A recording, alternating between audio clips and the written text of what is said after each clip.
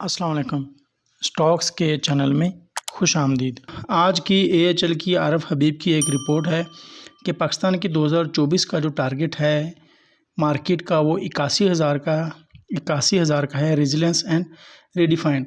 अभी जो रेजिलेंस और रेडिफाइंड क्या है कि किसी भी चीज़ को रेजिलेंस यही कहते हैं कि कोशिश करना, जब आप एक बार जो दबे हुए थे, इकॉनमी हमारी दबी हुई थी, जो मार्केट थी वो हमारी दबी हुई थी, अब इससे हमने निकलने के लिए जो कोशिश कर रहे हैं उस कोशिश की बुनियाद पर ये कहा गया है कि जो 2024 का टारगेट है दिसंबर का वो मार्केट का 81,000 रुपये का है।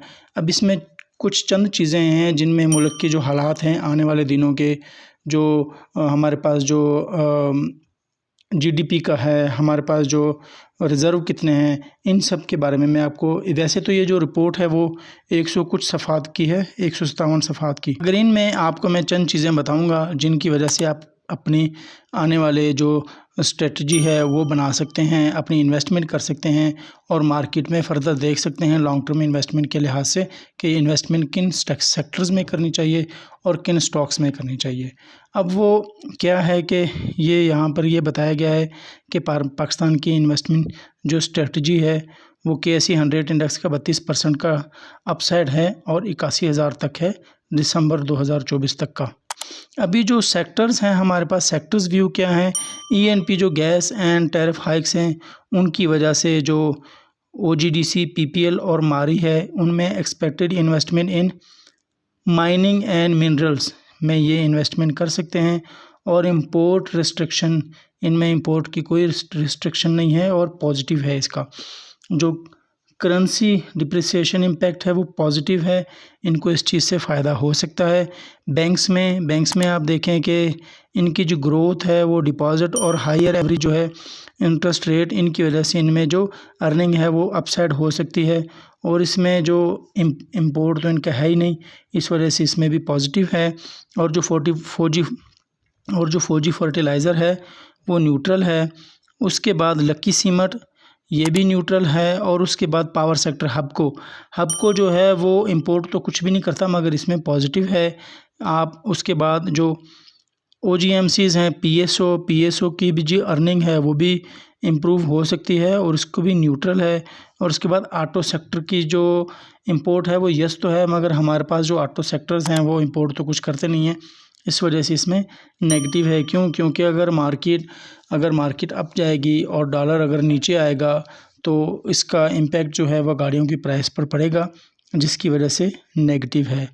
उसके बाद हमारे पास रिज़र्व हैं, वो क्या हैं उनको देखते हैं। जो हमारे पास रिज़र्व हैं, ये जो 2024 में हमारे पास जो इनफ्लो होगा वो डॉलर्स का 31 बिलियन का इनफ्लो होगा, जो IMF से आएगा, सऊदी अरब से आएगा, रोल ओवर होगा, UAE से रोल ओवर होगा, चाइना से होगा।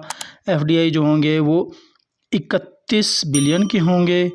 और जो हमारे पास अभी रिज़र्व है वो 4.45 है और जो जून 2024 तक 9.55 हो सकता है।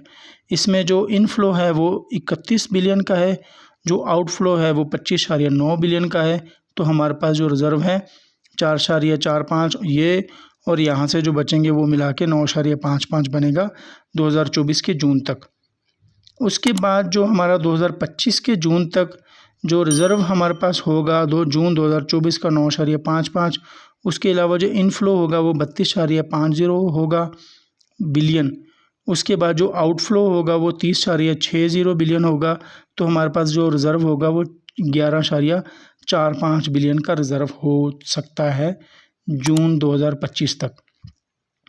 अब उसके अलावा हम आगे देखते हैं कि हमारे पास किन किन सेक्टर्स में अभी जो GDP पाकिस्तान की है उसमें क्रॉप जो है वो 2023 में माइनस थी, 2024 में 2.6 की ग्रोथ हो सकती है। उसके बाद 2025 में 2.9 की ग्रोथ हो सकती है। अभी जो लाइव स्टॉक है वो तो यही रहेगी, वो कम है, 2025 में कम है। उसके बाद फॉरेस्ट्री जो है वो भी कम हो रही है, फ़िशिंग जो है वो भी कम है। मगर जो GDP है हमारे पास माइनिंग, लार्ज स्केल कंस्ट्रक्शन के बढ़ने के चांसेस हैं। इसमें सर्विसेज सेक्टर जो हैं उनमें होलसेल, रिटेल, ट्रांसपोर्टेशन, तो ये सबको कुल मिला के 2024 में जो जीडीपी है वो 3.3 तक रहने के इम्कानात हैं और जो 2025 है उसमें 4.6 तक रहने के इम्कानात हैं। ये पॉजिटिव चीज़ें हैं। किसकी वजह से?